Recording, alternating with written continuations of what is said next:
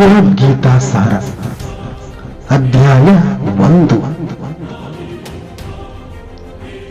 ಕುರುಕ್ಷೇತ್ರದ ರಣರಂಗದಲ್ಲಿ ಸೈನ್ಯಾವಲೋಕನ.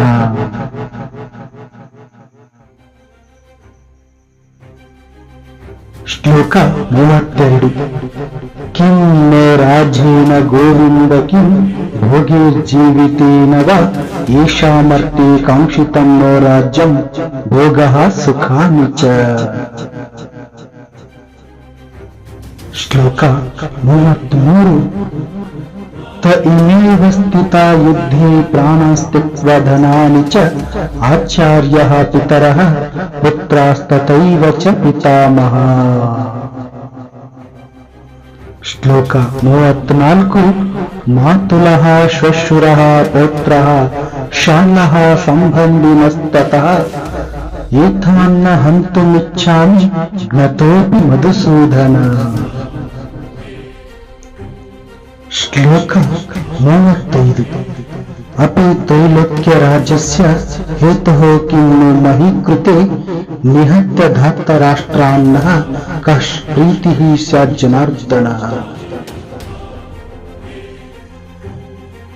ಅನುವಾದ: ಹೇ ಗೋವಿಂದ, ಯಾರಿಗೋಸ್ಕರ ನಾವು ರಾಜ್ಯವನ್ನು, ಸುಖವನ್ನು ಮತ್ತು ಬದುಕನ್ನು ಸಹ ಬಯಸುತ್ತೇವೆಯೋ ಅವರೇ ನಮ್ಮ ವಿರುದ್ಧವಾಗಿ ಯುದ್ಧಕ್ಕೆ ಸನ್ನದ್ಧರಾಗಿರುವಾಗ ಅವುಗಳಿಂದ ಏನು ಪ್ರಯೋಜನ?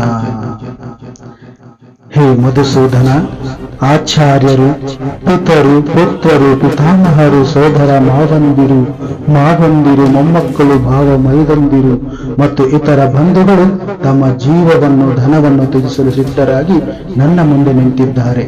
ಅವರು ನನ್ನನ್ನು ಕೊಲ್ಲಬಹುದು, ಆದರೂ ಅವರನ್ನು ಕೊಲ್ಲಲು ನಾನೇಕೆ ಅಪೇಕ್ಷಿಸಬೇಕು? ಹೇ ಜನಾರ್ದನ, ಈ ಭೂಮಿಯ ಮಾತಿರಲಿ 3 ಲೋಕಗಳನ್ನು ನನಗೆ ಕೊಡುವುದಾದರೂ ನಾನು ಇವರೊಡನೆ ಯುದ್ಧ ಮಾಡಲು ಸಿದ್ಧನಾಗಿಲ್ಲ.